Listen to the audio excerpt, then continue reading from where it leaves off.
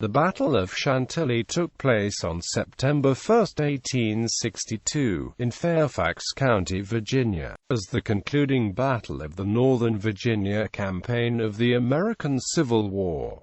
Thomas J. Stonewall Jackson's Corps of the Army of Northern Virginia attempted to cut off the line of retreat of the Union Army of Virginia but was attacked by two Union divisions. During the ensuing battle, Union Division commanders Isaac Stevens and Philip Kearny were both killed, but the Union attack halted Jackson's advance. Background: defeated in the Second Battle of Bull Run on August 30, Union March, Gen. John Pope ordered his Army of Virginia to retreat to Centerville. The movement began after dark, with March, Gen. Irvin McDowell's Third Corps providing cover. The Army crossed Bull Run and the last troops across March, Gen. Franz Sigel's First Corps destroyed Stone Bridge behind them. Gen. Robert E. Lee decided not to press the advantage gained that day, largely because he knew his Army of Northern Virginia was exhausted from 2 weeks of nearly constant marching and nearly 3 days of battle, so the Union retreat went unmolested.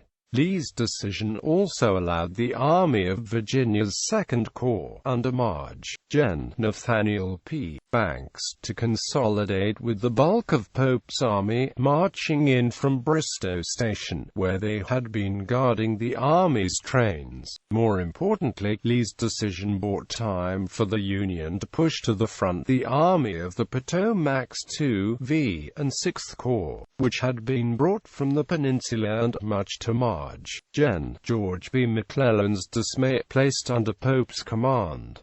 By the morning of August 31, Pope began to lose his grasp on command of his army. The defeat at Second Bull Run seemed to have shattered his nerve, and Pope was unsure what to do next. He knew Washington wanted an attack, but he feared Lee might strike first and destroy his reforming force before it was ready to fight again. Calling a conference of his corps commanders, something he had been loath to do previously in the Virginia campaign, in his Centerville headquarters, Pope agreed with the decision to retreat further into the Washington defenses.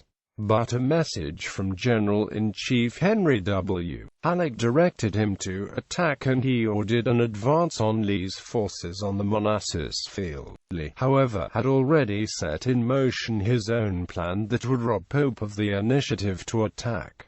Lee directed March, Gen. Thomas J. Stonewall Jackson to march his troops around Pope's right flank to get behind the Union position at Centerville. Leading the way and scouting for any Union blocking force was Confederate cavalry under the command of March, Gen. J. E. B. Stuart. March, Gen. James Longstreet's command would remain in place for the day to deceive Pope into believing that Lee's entire force remained in his front, while Jackson's command made the flanking march north and then east to take strategically important Germantown, Virginia, where Pope's only 2 routes to Washington, the Warrenton Pike and the Little River Turnpike, converged. Jackson's men, hungry and worn, moved slowly and bivouacked for the night at Pleasant Valley, 3 miles northeast of Centerville. As Pope settled down for the night on August 31, he was unaware that Jackson was on the verge of turning his flank. During the night, 2 events occurred that would force Pope to change his mind. A staff officer arrived from the Germantown position to report that a heavy force of cavalry had shelled the intersection before retreating. Fortunately for Lee and Stuart, Pope dismissed the cavalry as little more than a patrol. But when hours later, 2 Union cavalrymen reported seeing a large mass of infantry marching east down the Little River Turnpike, Pope realized that his army was in danger. He countermanded actions preparing for an attack and directed the army to retreat from Centerville to Washington. He also sent out a series of infantry probes up the roads that Lee might use to reach his troops as they pulled back.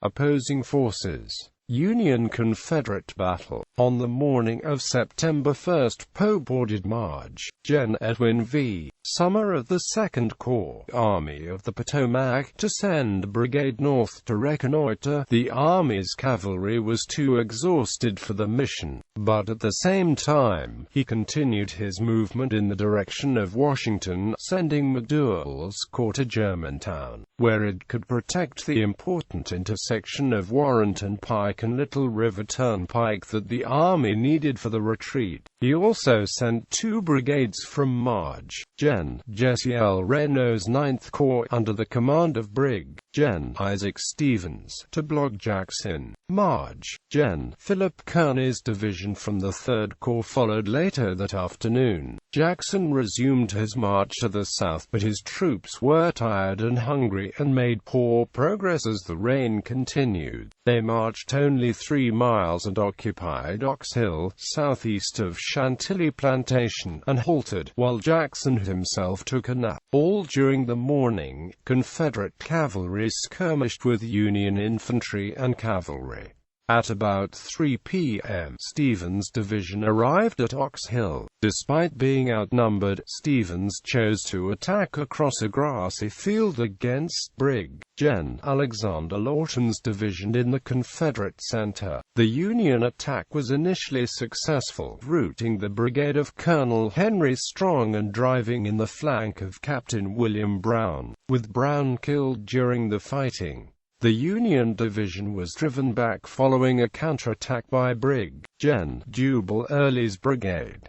Stevens was killed during this attack about 5 p.m. by a shot through his temple. A severe thunderstorm erupted about this time, resulting in limited visibility and an increased dependence on the bayonet, as the rain soaked the ammunition of the infantry and made it useless.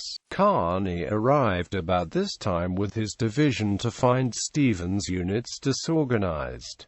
Perceiving a gap in the line, he deployed Brig. Gen. David B. Birney's brigade on Stevens' left, ordering it to attack across the field. Birney managed to maneuver close to the Confederate line, but his attack stalled in hand-to-hand combat with Marge. Gen. A.P. Hill's division. Kearny mistakenly rode into the Confederate lines during the battle and was killed. As Kearny's other 2 brigades arrived on the field, Birney used the reinforcements as a rear guard as he withdrew the remainder of the Union force to the southern side of the farm fields, ending the battle. Aftermath. That night, Longstreet arrived to relieve Jackson's troops and to renew the battle in the morning. The lines were so close that some soldiers accidentally stumbled into the camps of the opposing army. The Union Army withdrew to Germantown and Fairfax Courthouse that night, followed over the next few days by retreating to the defenses of Washington. The Confederate cavalry would attempt a pursuit but failed to cause significant damage to the Union Army.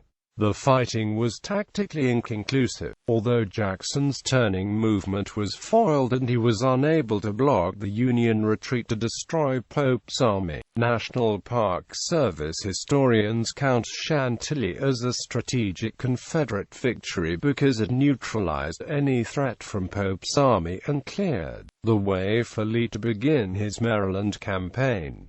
The Confederates claimed a tactical victory as well because they held the field after the battle. 2 Union generals were killed, while 1 Confederate brigade commander was killed. Pope, recognizing the attack as an indication of continued danger to his army, continued his retreat to the fortifications around Washington, D.C. Lee began the Maryland campaign, which culminated in the Battle of Antietam after Pope retreated out of Virginia. The Army of the Potomac, under Marge. Gen. George B. McClellan, absorbed the forces of Pope's Army of Virginia, which was disbanded as a separate army.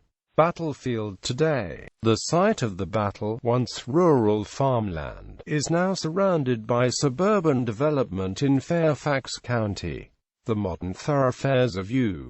Route 50 and State Route 286, as well as State Route 608, intersect near the location of the battle. A 4.8-acre memorial park, the Ox Hill Battlefield Park, is located off of West Ox Road and lies adjacent to the Fairfax Town Center shopping area, and includes most of the Gen. Isaac Stevens portion of the battle, about 1.5% of the total ground. The park is under the jurisdiction of the Fairfax County Park Authority. In January 2005, the authority approved a general management plan and conceptual development plan that sets forth a detailed history and future management framework for the site. A small yard located within the nearby Fairfax Town Center has been preserved to mark the area where Confederate troops marched across to get to the Ox Hill battlefield.